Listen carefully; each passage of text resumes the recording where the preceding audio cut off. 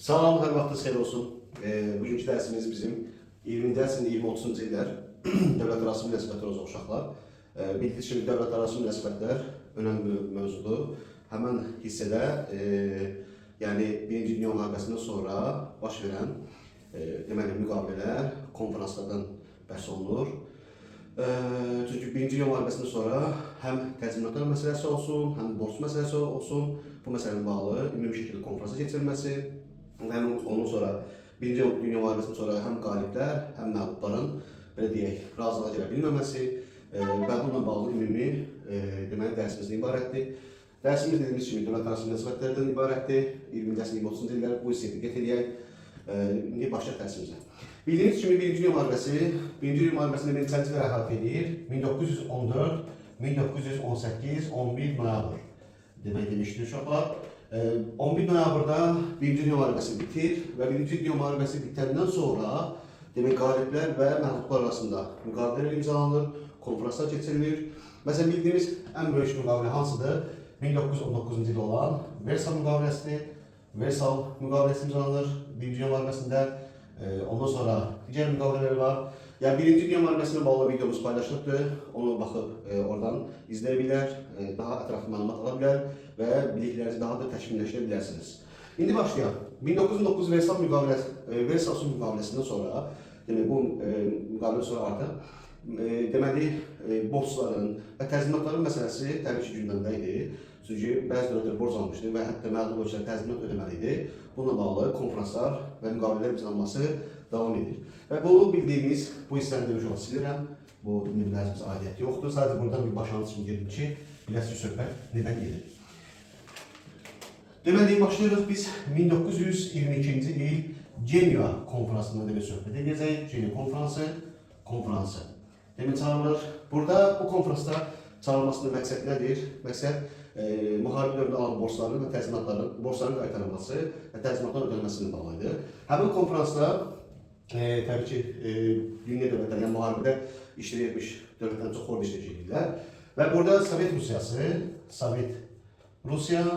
Rusiya imzalayır və burada həm də Almaniyada iştirak edirlər. Çünki bu iki ölkə bildiyimiz kimi Birinci Dünya müharibəsindən məğlub olmuşlar və bu konferansda dəvət olmuşdular. Çünki o da həm Sovet Rusiyasının borc məsələsi var idi, Almaniyanın isə təzminat məsələsi var idi. Onun üçün konferansa iştirak etmələri şərt idi. Demək ki, konferansda Sovet Rusiyası, bilmiş olaraq burada bir şey qeyd edək. Burada bir də bir nüans demiş olaraq qeyd üçün əvvəlcə bir şey. 1922-ci il görürük burada, 1922. Sovet Rusiyası görürük. Bildiyimiz kimi olaraq Rusiyada SSR dövləti var. Demək, SSR yaranması nə vaxtlar açıqlar? 1922-ci il 30 dekabr nə yaranmış uşaqlar? SSR, yəni Sovet Sosial Respublikalar İttifaqı yaranmışdır. 1922-ci il dekabrın 30-da. Amma Ceneva konferansı 1922-ci il olaraq may-aprel ayları, adınız aprel-may aylarında, qısa olaraq may deyək, bu ayda keçirir uşaqlar. Yəni Ceneva konferansında bəzi imtahanlarda suallar qoyurlar, yazılar orada SSR iştirak edib, bu səhvdir. Ceneva konferansında SSR ola bilməz, qeyri-mümkün SSR olması, çünki SSR yaranması biz yerində vaxtda aiddir. 1922 30 dekabra aiddir. Yəni Ceneva konferansı may ayına aiddir. Bəzi imtahanlarda məsələn suallar qabağını çıxa bilər. Məsələn sual qoyur ki, Ceneva konferansında SSR iştirak etmişdir. Bu cürdə səhvdir. Bunu bir yerə qeyd edirəm, yazılmaz. Demək olar bunu deməli qeyd etdik. Bunu inşallah bildik. Demək Sovet Rusiyası və Almaniya iştirak edir Ceneva konferansında. Sovet Rusiyası deyir ki, müharibə dövründə Çar Rusiyasının aldığı borclar mənə aid deyil. Çünki 1922-ci ildə artıq Rusiyada Çar bildiyiniz kimi devrilmişdi, artıq Lenin hakimiyyəti almışdı və Sovet Rusiyası artıq olmuşdu. Və konferans deyir ki, Çar dövründə alınmış borclar bizə aidiyyəti yoxdur. Yəni burada bu konferansda bunu gündəmə yatırılır. Almaniyada burada təzminat ödənilməsi məsələsi gündəmə yatırılır. Çünki Almaniya olsun məğlub olmuşdu və təzminatı ödəməlidir. Və bu konferansda bir gedişatında Almaniya və Sovet Rusiyası, yəni ikisi deməli, müqavilə imzaladı uşaqlar. Hansı müqavilə imzaladı uşaqlar? Burada belə bir işə çıxarlar. 1922-ci il uşaq deməli, Cenevanın Rapallo şəhərində demək, Sovet Rusiyası ilə, Sovet Rusiyası ilə Almaniya müqavilə imzaladı uşaqlar. Almaniya müqavilə imzalayır. Bu Ceneva konferansında bir yığışırlar. Orada Sovet Rusiyasına Almanya bu müqavilə imzaladı. Bu müqavilə niyə imzaladılar? Yəni burada məqsəd nə idi? Və bu müqavilənin həm Sovet Rusiyasına, həm Almanya təsirləri nə oldu? Bildiyimiz kimi Sovet Rusiyası, daha doğrusu Rusiya Birinci Dünya müharibəsində məğlub olmuşdu. O Çar dövrünə aiddir. Və məğlubiyyətdən sonra Rusiyanı heç bir konfrans təqdim olunmur. Heç bir müqavilə imzalanmır və beləsə dünyada təcrid olmuş vəziyyətdə qalır. Almanya da bildiyimiz kimi məğlub olur və o da eyni ilə demək olar ki, dünya dövlətləri çoxundan müqavilələrdən heç bir dövlətlə bir əlaqə qura bilmir. Sovet Rusiyası Almanya razılığa gəldi ki, rapor oldu ki, biz birbirimizlə müqavilə bağlayaq, onsuz da dünya bizi təcrid edib, heç olmasa bari birbirimizlə müqavilə imzalayaq və bir-birimizə dəstək olaq. Bunu şu anda deyirik biz, bunu biz deyirik uşaqlar, bunu biz deyirik iqtisadi müqavilə uşaqlar. İqtisadi müqavilə uşaqlar deyirik. Yəni Sovet Rusiyasına Almanya bir-birlərinə dəstək olmaq məqsədi ilə bu müqaviləni imzalamış olurlar. İqtisadi müqavilə deyirik, yəni bir-birimizə iqtisadi olaraq dəstək vermək. Bu qədər uşaqlar Genya Rapolu. Gəldik növbəti demək nə idi?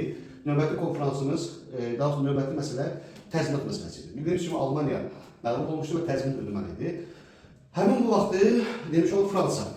Fransa uşaqlar deyirdi ki, Almanya təzminatı ödəsin. Yəni ödəməsi lazımdır. Çünki Fransa çox böyük belə deyək, müharibə, birinci müharibəsi içərisində ən böyük zərər vermiş ölkədir Fransaydı. Fransanın deməli Almanya təzminat ödəməsini iki yolla həll etmək istəyirdi. Bir, millətli cəmiyyətin yolunu həll etmək istəyirdi, bir də özü həll etmək istəyirdi uşaqlar. Ya deyir ki, millətli cəmiyyətin məsələni həll edəcək, ya da ki, bunu mən güc yolunu həll edəcək. Və Fransa 1924-ə qədər uşaqlar, 24-ə qədər hansı yol tutur? Millətlər cəmiyyətin yolu. Birisi əslində 1924 demiş olar. 1923 daha məntiqli olar. Millətlər cəmiyyətin yolu ilə uşaqlar deməli bu məsələni həll etməyə çalışır Fransa, Almanya təzminat alma məsələsini və yəni millətlər cəmiyyəti təzminatı alıb Fransaya verməlidir. Amma Almaniyanın müharibədən sonraki vəziyyəti heç də o qədər yaxşı olmadığı üçün təzminatı ödəyə bilmir. Və ödəyə bilmədiyi üçün ikinci bir yol addım atır. Demək 1900 bu 23-ə qədər. 23-ə qədər, yəni mən deyək, Birinci Dünya müharibəsində vaxt bitmişdir. 1918. Yəni 1918-dən 1923-ə qədər Fransa millətlər cəmiyyətinin yolu ilə təzminat almaq üçündür. Ala bilmədi. Və 1923-dən sonra Fransa ilə Belçika ikisi bir yerdə Almanyaya hücum etdilər. Hücum etdilər və Almanyanın Ruhr deməli kömür hövzəsini işğal etdilər. 1923-cü ildə. İşğal etdilər və belə bir qərar verdilər ki, biz Almanya təzminatı bu qarşılıqda, bu formatda almaq üçündür. Yəni Almaniyanın Ruhr kömür hissəsini ələ keçirib, biz təzminatı almış oluruq artıq. Yəni qarşılığında kömür mədənləri almaq hədəf qoydular. Amma təbii ki, bu məsələyə 1924-cü ildə Amerika bu məsələyə qarışır və deyir ki, xeyr, belə məsələ olmaz. Yəni siz bunu təhdidlə və hücumla bunu etmək olmaz. Və 1923-cü ildə belə desək, deməli, Fransa və Belçikanın tutduğu həmin hövzədən çıxaldırlar. Yəni Ruhr bölgəsini çıxaldırlar. Bu deyilən Amerika Birləşmiş Ştatlarıdır. Bəs Amerika bunu necə həll etmək düşünürdü? Amerika deyir ki, bunu bu formatda həll edə bilərik. Demək, Charles Dawes adlı şuna görə plan əldə olunur. Plan. Charles Dawes ABŞ-ın general və nəsə bir dövlət adamıdır. Demək, Dawes adlı bir plan əldə olunur. Bu plan əldə Amerikada çox var. Demək, Dawes planına görə Fransa və Belçika Almanya öz qoşunu çıxarmalı və Almanya öz iqtisadiyyatını və inflyasiyasının qarşısını almalı, iqtisadiyyatını bərpa etməli. Almanya öz iqtisadiyyatını bərpa edəndən sonra təzminatı qaytaracaq. Yəni burada Dawes planının mahiyyəti budur. Yəni ki, bu istəyir başa düşdünüz. Fransa və Belçika hücum edirlər, Amerika deyir ki, xeyr. Geri dönməlisiniz, geri çıxması daha doğrusu, ondan çıxırlar. Dawes planı qəbul olur. Dawes planına görə Almanya öz iqtisadiyyatını bərpa edib, öz inflyasiyanı, pul dəyərini düşmüşdür axı. Öz pulunu dəyərini qaldırmalı, ondan sonra təzminatı geri qaytarmalı deyə bir məsələni ortaya atırlar. Şu məsələ belə olur. Gəldik, demək ki, növbəti məsələ deməli, yumuşalma dövrü gəldik. Yumuşalma demək ki, dövrü, yazıq buradan, bu hissələr bitirdik. Yumuşalma dövrü deyirik biz. Bu yumuşalma dövrü demək ki, nə ibarətdir? 1929-cu illər dövlətlərarası münasibətlər belə deyək, sabitlik dövrünə girmişdir və iqtisadi bir inkişaf başlayır. Hətta bu vaxt Fransa ilə Almaniya yaxınlaşırlar, bir-birlərinə artıq düşmənçilik etməyəcəklər, müqavilələr bağlayırlar. Və hətta bu dövrə uşaqlar nə deyilir? Hətta keçən ilin səfərlərdə uşaqlar deməli, 3-cü qrupların keçən ilin əvvəlki situasiya sualını var idi bu. Bu dövr uşaq biz deyirik, qızıl dövr uşaq deyirik. Qızıl dövr. Kimi uşaqlar dövrü kimi xatırlayırıq uşaqlar. 24-29-cu ildə. Yumuşama dövrünün bildiyimiz ən önemli müqavilənin biri hansıdır? 1925-ci ildə Locarno konferans uşaq deyirik, konferansı. Bu konferansın demiş olan ikinci adı var. Bunu biz deyirik Rhin təminat paktı uşaq deyirik. Bu konferansda hansı ölkələr demiş olan iştirak edir? Almanya iştirak edir, İngiltərə iştirak edir, Fransa iştirak edir və Belçika uşaq demək iştirak edir. 4 tane dövlət bu konferansda iştirak edirlər. Bu konferansda deməli məqsəd nədir? Yəni Locarno konferansında yəni Rhin təminat paktının məqsəd nədir? Məqsəd sərhədlərin toxunulmazı uşaqlar.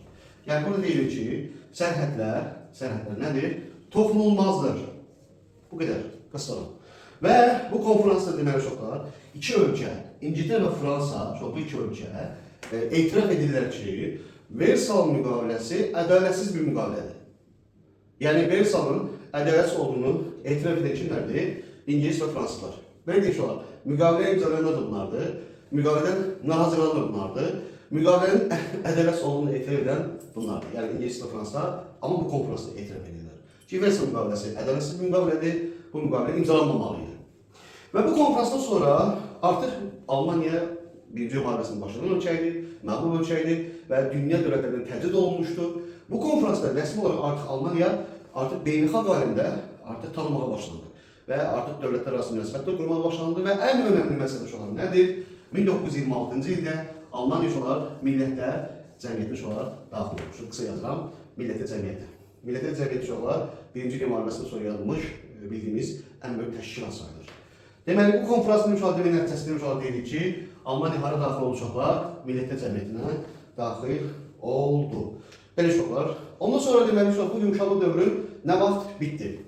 1929-cu il uşaqlar görürsünüz, 24-29-cu illərdəyik. 1929-cu ildə artıq dünyada bir iqtisadi böhran başlayır. Bu böhran təbii ki, Almaniyaya təsir edir və bütün dünya ölkəyə təsir edir və bu yumuşalma dövrü artıq bitir. Və dövlətlər arası yenidən münaqişələrə və yaxud müharibələr artıq dövrdə girmiş olur. Gəldim şu an demək, 1929 və buradan şu an qeyd edək, 1929 nə başladı? Dünya iqtisadi böhranı. Dünya iqtisadi, nə deyilir uşaqlar? Böhran baş verir. Böhran baş verdi və bir cümlə baş olur. Üfüqdə qaranlıq. Üfüqdə qaranlıq nə deməkdir? Deməli, Yaponiyada, Avropada, Afrikada artıq beləcə münaqişələr başlayır artıq. Belə deyək, narazılıq artmağa başladı. Bu da nə səbəbi uşaqlar? Dünya iqtisadi böhranı. Böhran dünya dövlətlərində belə deyək də, bir növü belə silkilədi belə bir. Və o da təbii gələcəkdə artıq yeni bir müharibənin artıq beləsə xəbərçisi olur. Bildiyiniz kimi deməli, İtaliya demiş uşaqlar, 1923-cü ildən uşaqlar, 1932-ci illər ərzində İtaliya uşaqlar, Liviyada soyqırım törədi uşaqlar. 1923-1932-ci illər. Yəni, Liviya, uşaqlar yəqin ki, bilənlər bilir, bilməyənlər uşaqlar xəritədə baxsın, öyrənsin. İtaliya yəqin uşaqlar bilirik biz. Liviya, Afrika ölkəsi uşaqlar yerləşir, Misirin yanında yerləşir. Misirin tam yanında Liviyadır, Liviyanın tam yanında Əlcəzair yerləşir. Demək, 1923-33-cü illərdə İtalyanlar Liviyada soyqırım törədirlər. Kütləvi müsəlmanlara qarşı soyqırım törədirlər. Bu soyqırımın qarşısında kim çıxır uşaqlar deyirik? Ömər Muxtar uşaqlar. Ömər Muxtar bu soyqırıma qarşı çıxır. Amma buna baxımı təbii ki, öldürülür. Bu da şuan bildiğimiz İtalyanların müsəlmanlara qarşı etdiyi demiş olar, soyqırım siyasəti uşaqlar. Bunu da şuan bilmiş olduq. İndi gəlmiş olan demək millətlər cəmiyyəti. Millətlər cəmiyyəti demiş olar artıq özünü doğrulda bilmir. Və orada daxil olan ölkələr etəbətə çıxmağa başlar artıq. Məsələn, yazıq burada uşaqlar deməli. Bu hissəyə yəqin uşaqlar bildik. Bu hissə uşaqlar biz silək, yenidən başlayaq. Millətlər cəmiyyətdən çıxmalar uşaqlar. Bu hissə qalsın, İtalyanlar demək soyqırım qalsın burada.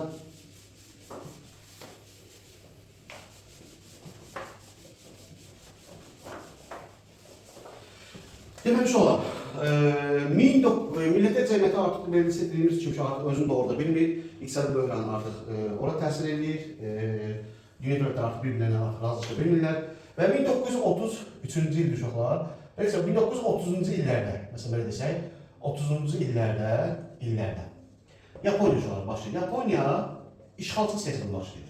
Və Çin ərazisində demək olar, nə edir? Çin ərazisində Manchuriyanı işğal edir. Manchuriya işğal olur və Manchuriyanı işğal etdiyi üçün, belə Yaponiyanı millət cəmiyyəti və bir çox dövlətlər pislədiyi üçün 1933-cü ildə, 33-də Millətlər Cəmiyyətindən nə oldu deyə uşaqlar çıxdı. 1933-də Millətlər Cəmiyyətindən şu an çıxmış olur. Yaponiya çıxır. Sonra şu an gəldik. 1933-cü il şu an deməli. Hansı ölkə Millətlər Cəmiyyətindən çıxır? Almanya Millətlər Cəmiyyətindən nə deyirik? Çıxdı. Bu şu an çıxmış olur. Bir də burada Millətlər Cəmiyyətindən çıxan ölkə hansıdır? 1939-cu il şu an deməli, noyabr ayının təqib olaraq, noyabr ayında SSR-ni, belə deyək, Millətlər Cəmiyyətindən qovdular. İndi SSR-ni normalde Yaponiya, Almanya özü çıxır, amma SSR-ni qovdular. SSR-ni niyə qovdular? Özür dilərim, baxın, bu 2-ci Dünya müharibəsi dövrünə aiddir. Yəni müharibənin içindədir. Çünki səbəb buydu uşaqlar, Finlandiyaya hücum edir. Finlandiya hücum etdiyi üçün uşaqlar SSR-i Millətlər Cəmiyyətindən qovulmuş olur. Və bu arada şu an deyib ki, SSR-in Finlandiyadakı hücumu məğlubiyyətlə nəticələnir və Adolf Hitler SSR-in Finlandiyadakı məğlubiyyətini görür və SSR-in zəif olduğunu düşünərək ondan sonra SSR-i hücum etməyə düşünməyə başlar. Belə şu an bu, Millətlər Cəmiyyəti şu an bağlı bildiyimiz mənçıxma ardıcılığı gəldi demiş olar, Almaniyanın demək artıq ondan sonra şu an işğalçı meyilləri artmağa başlayır. Almaniya artıq başlayır. Almaniya demiş olar 1930-cu illərdə kim gəlir hakimiyyətə? Faşistlər. Hakimiyyətə gəlirlər. Bunu da rəhbər şöyle bilir. Kimdir? Adolf Hitler, bunun başçısı sayılır. Faşist lider sayılır. 30-cu ildə gəlmiş olan 33-34 bu illər artıq faşistlər rəsmi, belə deyək olar, 1934-cü ildə artıq rəsmi olaraq Hitler artıq Almanya hakimiyyətini ələ alır. Hindenburg Almanya prezidenti idi. Onun sonra tam hakimiyyəti ələ alır. Demək nə olmuş olar deməli? 1900 demiş olar, 34-cü ildə Hitler Avstriyanı birləşdirmək istəyirdi. Deməli özünə belə bir məsələ var idi. Amma bu vaxtlar demək olar deməli Anschluss adı ilə birləşdirmək istəyirdi. Anschluss adı ilə. Avstriya başlanğıcında sürgəs təşkil edir ki, Avstriya Almanya birləşdir. Bu arada şu an onu deyibsə, Hitler Alman deyil, Hitler Avstriyalıdır. Birləşdirmək istəyirdi. Amma bu vaxtları, deməli bu zaman, İtaliya başçısı kim uşaqlar? İtaliya başçısı Mussolini buna, qısa olacaq bunu yazaq, buna imkan vermədi. Neyə necə imkan vermədi uşaqlar? İtaliya ilə Almanya hələ 2-ci Dünya müharibəsində bir yerdəydilər, amma müharibədən əvvəl aralar o qədər yaxşı deyildi. Yəni hələ ki tam o münasibətlər tam qura bilməmişdilər. 30-cu ildə demək Hitler Avstriyanı tutmaq istəyirdi, amma İtaliyanın rəhbəri Mussolini buna imkan vermədi uşaqlar. Yəni buna imkan vermədi və bunun qarşısını aldı. Bu vaxtlar demiş olar 1935-ci ildə deməli Fransa, İngiltərə və İtaliya üçü Streza konferansı olaraq dedik, konferansı. Nə oldu konferans? Deməli, İngiltərə, Fransa, İtaliya Streza şəhərində konferans seçirlər ki, biz Avstriyanın ərazi bütövlüyünü təminat altına alırıq və Almaniyanın oranı işğalçısının qarşısını alırıq. Və buna düşən dedik, biz Streza konferansı. Streza konferansı deyil. Bu belə uşaqlar. Yəni Fransa, İngiltərə ilə İtaliya əvvəllər yaxın idilər. Dost idilər əvvəllər. Amma sonra necə olmuş olur? Sonra 1935, 1936-cı illərdə İtaliya hara işğal edir? İtaliya Efiopiyanı nə deyir uşaqlar? İşğal etdi. Efiopiyanı işğal etməyə başlayır və bu vaxtlar Fransa və İngiltərə bunu istəyir. Bunu istəyəndən sonra, belə desək, Mussolini beyni çölür. Deyir ki, əgər sizlə mən Strezada dost duyduq, bir masada oturduq, çörək yedik, sizin dusturiyyət kəsdik, o şey məsələsinə oxşadır. Abosku bəyinin o qəmdən söhbətinə oxşadır. Nəsə, dusturiyyət kəsdik, bellədik, amma mənim bu hücumuma pis gözünə baxırsınız. Fransız İngilizdir, deyir ki, qaqa bəli, biz sən bu hücumuma pis gözünə baxırıq, sən yaxşı olan döyürsün. Nəsə, çox zarafat etdilər ki, bir söhbət yoxdur. Nəsə, bundan razılaşırlar və bu hadisədən sonra Mussolini, yəni İtaliya kimə yaxınlaşdı? Almaniya yaxınlaşdı. Və 1936-cı ildə, bir də hər şey yazılır lövhəyə, 1936-cı ildə, laf yazmışlar, 1936-cı ildə Almaniya, İtaliya. Demək, dostluq müqaviləsi uşağı imzalandı. 36-cı ildə imzalanmış olmuş. 36-cı imzalandı. Və bu müqavilədən sonra 36-cı ildə, sonra gəlir əsas məsələyə, buna diqqət edək. Burada nöqtə qoyaq belə. 1936-cı ildə, belə desək, necə Hitler yazır uşaqlar, Hitler Rin demək bölgəsinə qoşun yeritdi. Və Versal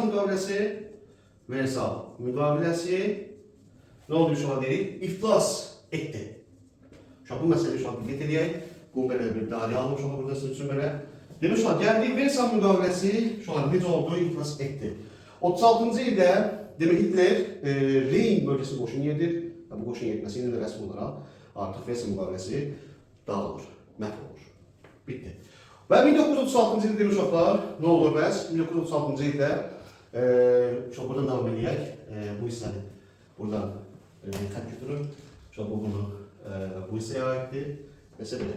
Buradan davam edək uşaqlar. 1936-cı ildə deməli Yaponiya və Almaniya arasında uşaqlar SSR-yə qarşı müqavilə imzalanmış uşaqlar. Müqavilə imzalanmış anti-komintern. Yəni mənasını uşaqlar komünizmə qarşı ittifaq qururlar. Bazı Yaponiyada 2-ci Dünya müharibəsində faşist ölkə olur. İndi sual çıxır. Yaponiya bəs niyə faşist oldu? Niyə Almaniya yaxınlaşdı? Çünki 1-ci Dünya müharibəsində Yaponiya qalib gəlsə də bir çox əraziləri əlindən aldı, hüquqları əlindən aldı. Beləcək bir qisas, belə şey kimi yəni, o qisaslı kimi, yəni qisasını almış kimi 2-ci Dünya müharibəsində tam tərsinə Almaniya tərəf oldu. 1-ci Dünya müharibəsində Yaponiya Almaniyaya qarşı idi. 2-ci Dünya müharibəsində öz qisasını almaq üçün kimə qarşı, kimin yanında oldu bu səfər? Almaniya yanında oldu. Yəni faşist. Yəni biz demiş olalım, faşist ölkə kimdir? Faşist ölkə. Yaponiya faşistdir, Almaniya, İtaliya, hətta İspaniyada faşist ölkə olur. Bu belə olar. 36-cı ildə anti-komintern paktı imzalandı. 1936-cı ilə aiddir. Ondan sonra demiş olar gəlir deməli 1900 demək əsas məsələdən bir işğal gəlir ondan sonra bu işğallar dedik, ondan sonra komünizmə qarşı ittifaq qurulması və 1900 gəlir əsas məsələ uşaqlar sakitləşdirmə siyasətidir. Demək Yaponiyanın Almaniya yaxınlaşması, İtaliyanın Almaniya yaxınlaşması və bu ittifaqla qurulması Fransa, İngiltərə, Amerikanı hətta SSR-ni belə narahat etməyə başlayır. Ondan sonra demiş olar gəlir sakitləşdirmə dövrü oldu. Yox, əslində İspaniya müharibəsində müharibəsi qaldı, onu bilən deyil sonra. Demiş olar, bu hissəni bildiyi bu hissəni silirəm. Buranı çox götürün, burada silin. Buradan götürək bu hissəni. Demiş olar, gəldik deməli İspaniyada vətəndaş müharibəsi var. Yazaq burada İspaniya uşaqlar, İspaniya. İspaniya demiş olar 1936-1939-cu illərdə İspaniyada baş verdi. Vətəndaş müharibəsi var baş verdi. Müharibəsi baş verdi. Bu vaxt demiş olar, müharibə kimi rast gedirdi. Xalq cəbhəsi və respublikası. Bu iki qrup arasında müharibə edir uşaqlar. Bu vaxtlar deməli xalq cəbhəsinin dəstəkli uşaqlar deməli Almaniya və İtaliya. Bu dəstəkli uşaqlar. Bəs bunun kim dəstəkləyirdi? SSR. Bunu dəstəkləyirdi. Bu savaş vətəndaş müharibəsi kimin qələbəsi bitdi uşaqlar? Xalq cəbhəsinin qələbəsi bitdi. Respublikaların məğlubiyyətindən bitdi. Və 1939-cu ildə artıq İspaniyada hansı diktator qurulmuş amma biz dedik, faşist diktatorası qurulmuş olacaqlar. Bu İspaniyada bağlı olan, yəni belə deyək ki, olar. 2-ci Dünya müharibəsindən əvvəl faşist diktatorasının qurulması olur. İspaniya. Gəldik demiş olar deməli sakitləşdirmə siyasəti. Demək Almaniyanın, İspaniyanın, Yaponiyanın, İtaliyanın da güclənməsi Avropa ölkələrini və bir çox ölkələri narahat etməyə başlayır. 1938-ci ildə demiş olar Hitler Almandan yaşadığı Sudet vilayətini istəyir. Çexoslovakiyanın Sudet vilayətini tələb edir. Və 38-ci ildə Münhen konfransı olur. Münhen konfransı. Konfransda iştirak ölkələr. Fransa, İngiltərə, Almaniya və İtaliya. Demək bu 4 ölkə iştirak edir və Hitler Çexoslovakiyanın ona verilməsi, Sudet millətinin ona verilməsini tələb edir. Və buraya yazmışlar, Sudet vilayəti, Sudet vilayəti alır. Bu vilayəti sonra alır. Və Münih konfransı Fransa və İngiltərənin, sonra diqqət edək, Avropada və beynəlxalq aləmin nüfusuna zərbə vurur və Almaniyanın və İtaliyanın nüfusunu artırır. Deməli, İngiltərə və Fransanın nüfusunu yenə də biz dedik azaltdı Münih konfransı, amma Almanya və İtaliya isə mövqeyini artırdı. Və bundan sonra Fransa və İngiltərə düşündü ki, artıq Almaniya sakitləşdi, artıq Almaniya heç bir şey istəməyəcək, amma başa düşdülər ki, Hitler balaca bir körpü uşaqdır, belə deyək, o hər ağladığını, ağlayanda hər şey, yəni istəyir yəni. O biz də körpü uşaq olaraq, onu istəyirəm, bunu istəyirəm, məcbursun, o marşədə deyilsin, elə bir başına alınmaq ki, cəmatı bir avro olmayasın deyə, alıb insanların səsi kəssin. Hitler də elə bir tip idi, yəni buna istəyirəm, onu istəyirəm bir söhbəti var idi. Neyse bunu aldılar, Sudet millətini aldılar. Fransa İngiltərə düşündü ki, artıq Almaniyaya sakitləşər, amma yanılmadı. Deməli, 1939-cu ildə Hitler Çexoslovakiya bölgesini işğal edir və bu işğalla da belə desək, sakitləşmə siyasətində belə zərbə vurur. Və ilk dəfə olaraq Almanların yaşamadığı bölgəyə işğal edir. Böyle getirilir. Böylece Hitler aslında ilk işğalçı siyaseti böylece Çexoslovakiyadan başlayır. Çünkü o ərazi Almanların yaşadığı ərazi değildi. Və bu da sakitləşmə siyasətinin uğursuzluğuna və iflas etməsinə səbəb oldu. Və bundan sonra demiş olar, İtaliya'da həvəsi gəldi. Mussolini daha sonra olar. 39-cu ildə Albaniyanı işğal edir uşaqlar. 39 Albaniyanı işğal edir. Bu hissələrini silirəm. Aşağısını daha sonra buranı silək. Bu hissəni verib silək buradan. Daha sonra bu hissəni götürürəm mən. Silək buranı. Demək 1939-cu ildə işğal deməli, İtaliya hara iştirak edirik? Burada qeyd edirik uşaqlar. 1939-cu ildə İtaliya Albaniyanı işğal edir. Albaniyanı işğal etdi 1939-da və bu ildə, yəni 1939-cu ildə deməli Almaniya və İtaliya şu an Polat Paktı imzalamış olur. Polat Paktı adlı müqavilə imzalanmış olurlar. Yəni birimizə dəstək olacaq. Müharibə dövründə, müharibədən sonra və yaxud məsələ. Və 1939-cu ildə deməli Almaniya hansı ölkəyə ərazi iddiası verəcək? Ərazi iddiası edir Polşaya uşaqlar. Almaniya Polşaya ərazi iddiası edir. Bu vaxtları Fransanın İngiltərə SSR yığışırlar ki, bu Hitler artıq oldu. Yəni bu məsələ artıq aramızda həll edək ki, Polşa olmaz belə məsələ. Nəsə Fransa İngiltərə SSR yığışırlar konferansda ki, bu məsələ həll etsinlər, amma konferans orada uğurlu olmur. Və 1939-cu ildə dünyanın gözləmədiyi bir hadisə baş verir. Dünyanın gözləmədiyi bir hadisə baş verdi.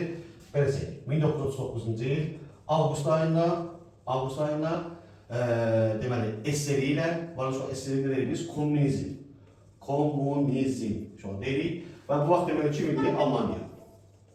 Almanya'da faşist.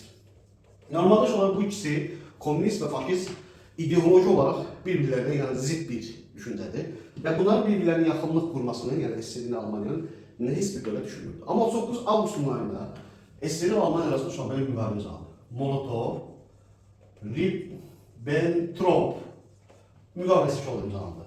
Ve bu bütün dünya şoku saldı. Bir anlıq ki, o illərdən Almanya SSR yaxınlaşdı. Nənəm var, hamımız yanlıq. Nəsə,